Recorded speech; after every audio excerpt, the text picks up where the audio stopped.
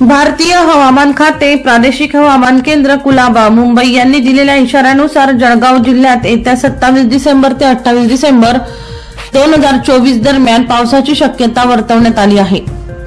तसेच दिनांक 27 व 28 डिसेंबर रोजी येलो अलर्ट जारी केलेला आहे। त्या अनुषंगाने जिल्ह्यात दिनांक 27 डिसेंबर रोजी विजांच्या कडकडाटासह वादळ सोसाट्याचा वारा 30 ते 40 किलोमीटर प्रति तास वेग आणि मध्यम पाऊस पडण्याची शक्यता आहे।